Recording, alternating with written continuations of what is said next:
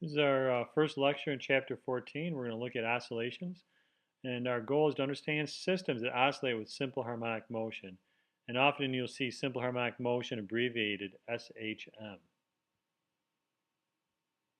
There are three types of simple harmonic motion that we're going to take a look at in this chapter. On top, you'll see the horizontal spring. The mass will oscillate back and forth. On the right-hand side, you'll see a mass on a spring, a vertical spring. And underneath, you'll see a pendulum.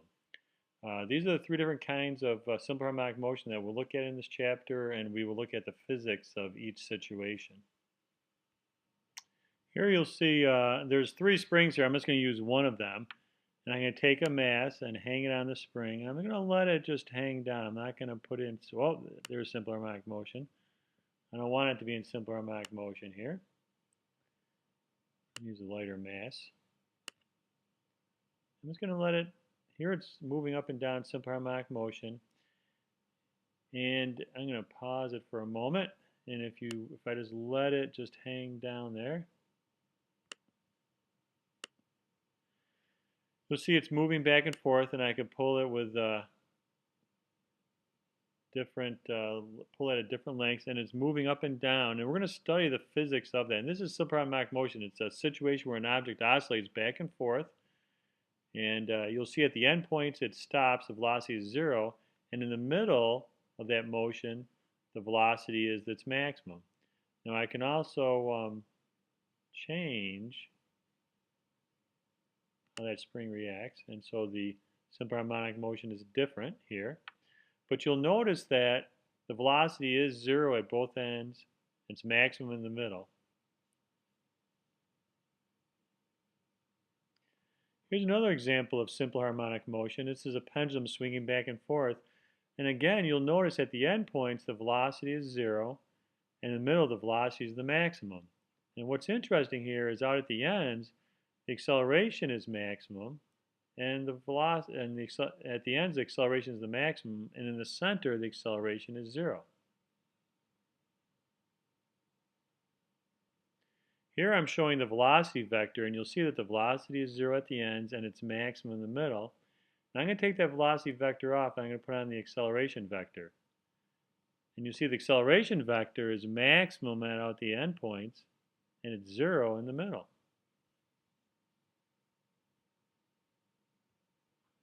So now we're going to look at the part 2 of the notes, and we have some definitions here that we want to work on.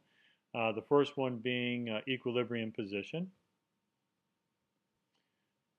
The equilibrium position occurs in the middle of the simple harmonic motion. This is where the velocity is the maximum and the acceleration is 0. The sum of the forces add up to 0 at this point. So what I'm going to do is I'm going to go through each definition fairly quickly, and if you need to pause the video to write what you need to write down, please do so. But I'll just keep going from one definition to the next. The next thing we're going to look at is what's called the restoring force. This is the force from the spring, or in the case of the pendulum, the force of gravity. It's the force that's trying to bring the object back into the equilibrium position. As this object moves out, away from the equilibrium position, this restoring force is trying to pull it back in.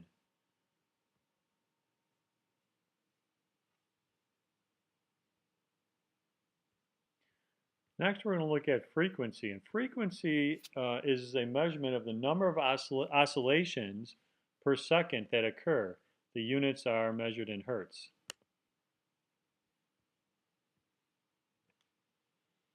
So this measures, this is actually the reciprocal of the period, which is what we're going to look at now.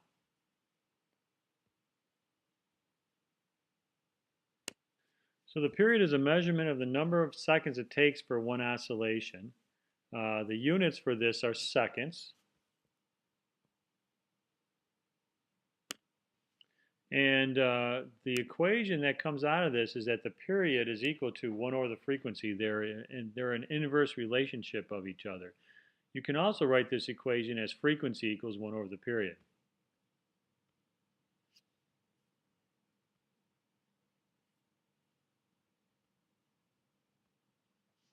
The next term we're going to look at is the amplitude. And as you remember in math class, the amplitude is always measured from the equilibrium point, from the middle point up to the maximum distance away from the equilibrium point. So here's the definition here, and we'll take a look at what that looks like on a graph. So in this picture here, we're going to assume that the middle picture is the picture of the equilibrium point, and as the spring moves in and compresses, the amplitude is either this distance for the compression, or for the expansion of the spring it's this distance. This is the maximum distance out that this spring will go.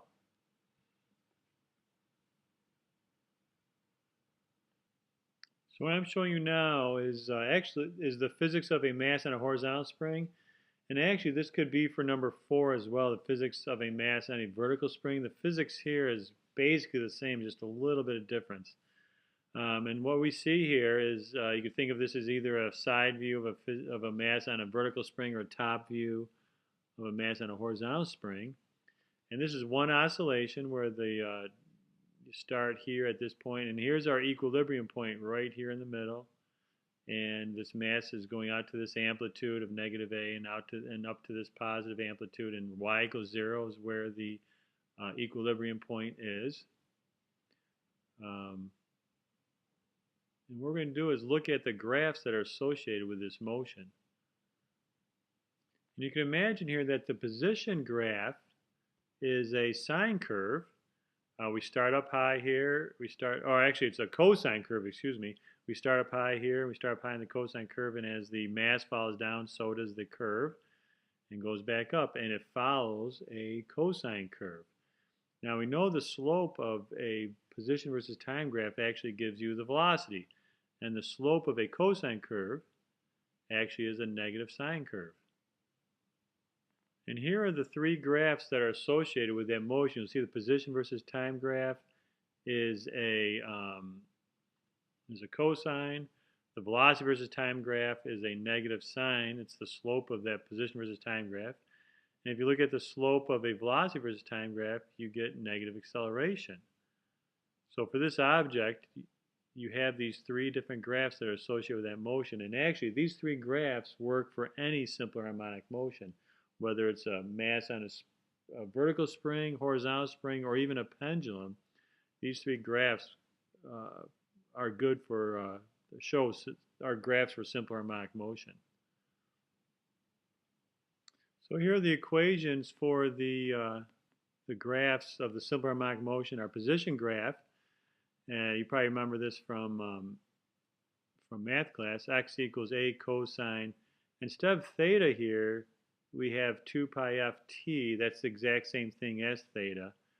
And the maximum value that that x can be is a. And the velocity graph is negative v max sine 2 pi ft. And the v max is 2 pi f times a. And for the acceleration graph, we have acceleration as negative a max cosine 2 pi ft. And you can see here that it's a cosine curve, negative sine curve, and then a negative cosine curve are the equations.